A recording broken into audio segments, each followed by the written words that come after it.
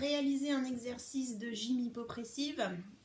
Donc c'est pas très compliqué, on va toujours partir sur la même base, le même procédé. Après on va faire changer les positions, on va changer les exercices, on va changer les mouvements, mais la base sera toujours la même. C'est pour ça que je fais vraiment une séquence spéciale sur ces bases, que vous puissiez y revenir régulièrement si besoin. Alors j'insiste vraiment parce que la gym hypopressive c'est quand même très spécifique et je vous encourage à faire vraiment des exercices très simples au départ, à bien vérifier vos positionnements, à bien vérifier où va votre ventre, parce que si on fait mal l'exercice, ça peut carrément être contre-productif. Donc quelqu'un qui par exemple a un prolapsus ou une descente d'organes, alors autant ça va être hyper bénéfique si on fait bien l'exercice, ça peut avoir les effets complètement inverses si on fait mal l'exercice, idem pour les hernies discales. Donc vraiment, prenez le temps de progresser dans vos exercices et n'hésitez pas à faire des exercices qui sont faciles. Vaut mieux faire des exercices qui sont faciles avec un bon mouvement. Je vais vous donner tous les critères et tous les points de repère plutôt que de vouloir aller trop vite, de faire des exercices plus difficiles et de mal les faire et du coup de prendre des risques pour aggraver ces symptômes.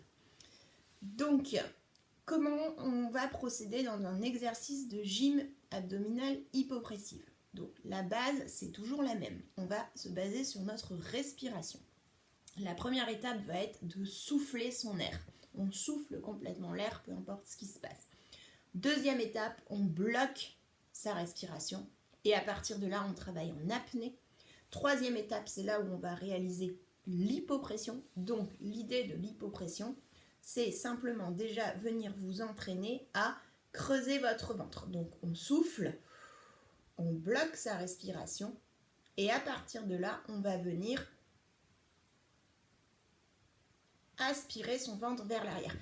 Je vais peut-être me mettre dans l'autre sens pour que vous voyez mieux l'idée.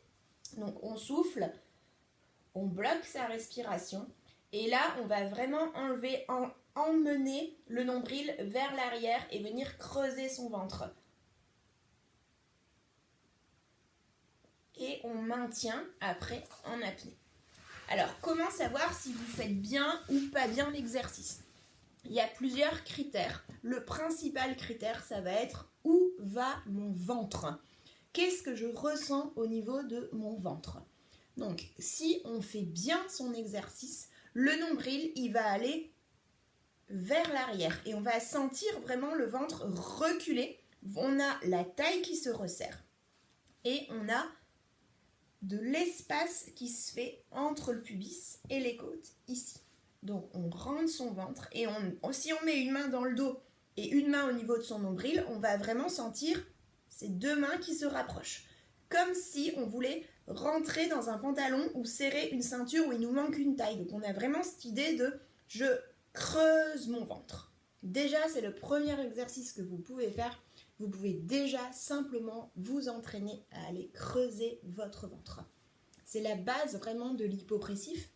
Et dans votre quotidien, pour les gens qui ont déjà du mal à creuser votre ventre, je vous encourage vraiment à faire cet exercice très régulièrement, qui a l'air de rien, mais qui est hyper important pour tout le maintien vraiment et tout le gainage.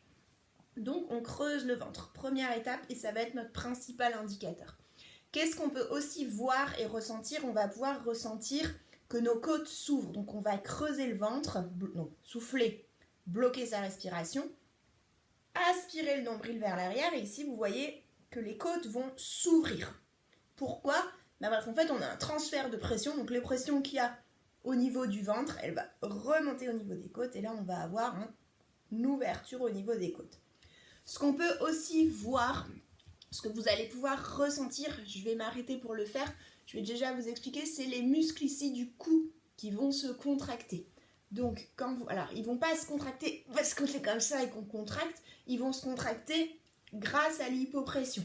Donc, je vais vous montrer ce que ça donne. Vous soufflez,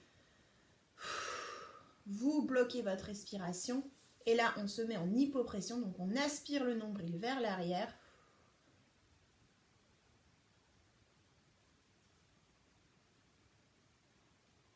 Et ici, vous voyez au niveau du cou, on voit mieux les démarcations. Ça, c'est les points de repère que vous pouvez avoir. Vous pouvez aussi, ça peut déclencher un petit peu de tout parce que ça vient même travailler ici. Donc ça peut déclencher un peu de tout. Vous pouvez aussi avoir un petit réflexe comme ça, donc ne vous inquiétez pas, c'est aussi normal. Quels sont les écueils et les choses à ne pas faire ? Alors, ce qu'on rencontre souvent comme erreur, c'est le fait d'aller creuser son ventre et de venir en même temps tirer avec ses épaules vers le haut pour faire monter le thorax. Donc les épaules vont toujours rester relâchées et on va vraiment chercher à travailler avec son ventre.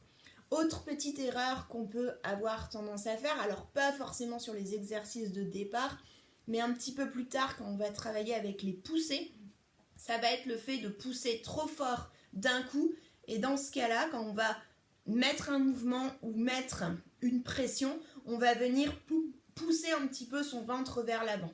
Donc dès le départ, je vous invite avant de commencer les exercices à déjà prendre le temps de ressentir. J'emmène mon ventre vers l'arrière, je creuse mon ventre, je l'emmène vers l'arrière.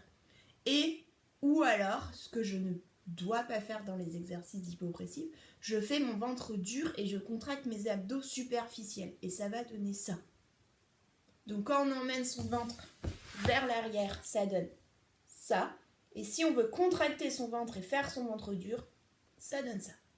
Donc je vous invite vraiment déjà, première phase, à prendre conscience du positionnement de votre ventre. Donc je tire mon ventre vers l'arrière, je rapproche mes mains, je diminue la taille de mon ventre, ou alors je contracte mon ventre et vous pouvez même ressentir au niveau de votre périnée, quand vous contractez votre ventre, ça va redescendre. Par contre, quand vous creusez votre ventre, ça va remonter au niveau du périnée. Quand on contracte son ventre, ça repousse vers le bas. Donc première étape, première chose à faire, bien faire la différence entre je creuse mon ventre et je contracte mon ventre. Une fois que vous êtes bien au clair avec ça, vous pouvez continuer et passer au premier exercice de base dans la prochaine vidéo. À bientôt!